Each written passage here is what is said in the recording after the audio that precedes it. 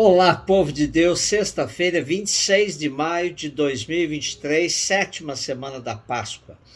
Nossa reflexão de hoje é a partir de Atos 25, 13b a 21 e João 21, de 15 a 19.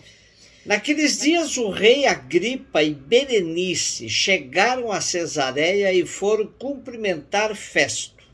Como ficassem aí alguns dias, Festo expôs ao rei o caso de Paulo, dizendo: está aqui um homem que Félix deixou como prisioneiro. Quando eu estive em Jerusalém, o sumo sacerdote e os anciãos dos judeus apresentaram acusações contra ele e pediram-me que o condenasse.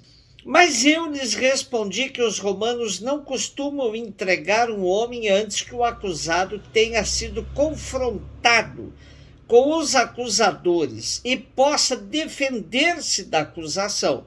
Eles vieram para cá e no dia seguinte, sem demora, sentei-me no tribunal, mandei trazer o homem. Seus acusadores compareceram diante dele, mas não trouxeram nenhuma acusação de crimes de que eu pudesse suspeitar.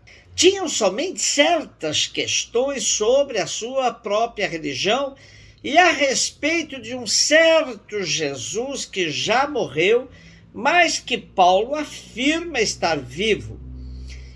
Eu não sabia o que fazer para averiguar o assunto. Perguntei então a Paulo se ele preferia ir a Jerusalém para ser julgado lá. Mas Paulo fez uma apelação para que a sua causa fosse reservada ao juízo do Augusto imperador. Então ordenei que ficasse preso até que eu pudesse enviá-lo a César.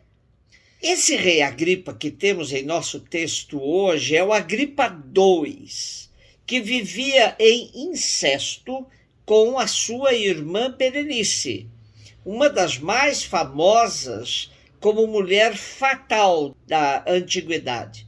Teve muitos casamentos. Foi casada com seu tio, o rei Herodes II, foi amante preferida do imperador Tito, cunhada do governador Félix. Agripa II e Berenice foram ter como governador da província romana da Judéia Festo. Seu nome vem de Festus, em latim, alegre. Festo fala de Paulo a Agripa, diz que ele foi acusado pelas autoridades que pediram processo contra ele em Jerusalém. Queriam que Paulo lhes fosse entregue para que o julgassem eles mesmos. A narrativa de Lucas procura mostrar a superioridade dos romanos que se gabavam de serem homens justos, que estavam muito acima dos bárbaros. De acordo com o relato de Lucas, Festo reconheceu que Paulo era inocente, que estava sendo vítima de intrigas das autoridades judaicas e que, diante da incapacidade de resolver a questão da briga entre Paulo e as autoridades judaicas, que debatiam sobre a ressurreição, pois Paulo afirmava que Jesus estava vivo, tendo ele já morrido. Então tentou encaminhar para uma autoridade maior. Perguntou se Paulo preferia ser julgado em Jerusalém, mas o apóstolo preferiu ir para Roma. Depois deste relato de Festo, Agripa interessou-se e quis ouvir pessoalmente Paulo e reconheceu a sua inocência. O apóstolo não deixou perder a boa ocasião para anunciar ao rei e à sua corte a boa nova da ressurreição, a ponto de Agripa afirmar: por pouco não me persuades a fazer-me cristão. A ressurreição de Jesus tornou-se tema de conversa na corte. Paulo não perde uma única oportunidade de anunciar Cristo morto e ressuscitado. Já antes o fizera diante do Sinédrio e diante de Festo. Tirando partido dos seus direitos de cidadão romano, dispõe-se a ir testemunhar em Roma diante do imperador. A coragem de Paulo é espantosa e obriga várias categorias de pessoas a confrontar-se com o acontecimento da ressurreição de Jesus, fundamento do novo caminho de salvação, cuja notícia se ia espalhando pelo mundo. João 21, 15 e 19. Jesus manifestou-se aos seus discípulos e, depois de comerem, perguntou a Simão Pedro: Simão, filho de João, tu me amas mais do que estes? Pedro respondeu: Sim, Senhor, tu sabes que eu te amo. Jesus disse: Apacenta meus cordeiros. E disse de novo a Pedro: Simão, filho de João, tu me amas? Pedro disse: Sim, Senhor, tu sabes que eu te amo.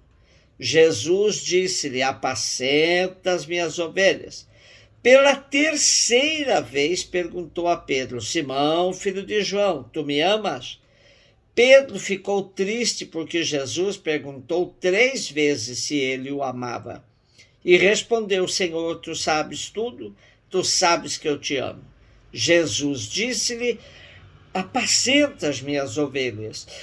Em verdade te digo, quando eras jovem, tu te cingias e ias para onde querias. Quando fores velho, estenderás as mãos e outro te cingirá e te levará para onde não queres ir. Jesus disse isso, significando com que morte Pedro iria glorificar a Deus. E acrescentou: segue-me. O capítulo 21 de João é conhecido como apêndice ou epílogo. Foi acrescentado aos 20 capítulos do quarto evangelho. Nesse trecho de hoje, Simão é o centro da atenção do evangelista João, o pescador da Galiléia, chamado a ser pastor e a dar testemunho de Cristo pelo martírio. Jesus exige a Pedro uma confissão de fé e de amor antes de lhe confiar o cuidado pastoral da igreja. Trata-se de uma condição indispensável para o exercício da função de guia espiritual. Jesus pede 3 vezes essa confissão a Pedro. A insistência de Jesus no amor compreende-se na relação de filial intimidade que Pedro tinha com ele. No serviço pastoral, a relação de confiança e de comunhão com o Senhor precede a exigência das próprias qualidades humanas. Jesus conhece intimamente Pedro, mas exige-lhe uma confissão explícita de fé e de amor. Então, confia-lhe o serviço pastoral da igreja. Apacenta minhas ovelhas. Depois do ministério pastoral virá o testemunho do martírio. O verdadeiro amor vai até o dom da própria vida. Ninguém tem mais amor do que quem dá a vida pelos seus amigos. Segue-me. Este mandato do Senhor é uma clara referência a outras palavras, tais como: não pode seguir-me agora, seguir-me-ás depois. É comum dizer-se que Pedro não era uma figura muito querida da comunidade joanina, que tinha destacado um outro discípulo, o chamado discípulo amado. Este acréscimo ao Evangelho resgata a imagem de Pedro e o obriga a fazer 3 declarações de fé ao Cristo para superar as 3 negações que havia feito. Em todo caso, aí está Pedro como uma liderança importante também na comunidade joanina. E ainda cabe ressaltar que a exigência para assumir o pastoreio na igreja é o amor a Jesus. Somente quem ama Jesus pode ser pastor na igreja. Um beijo no seu coração.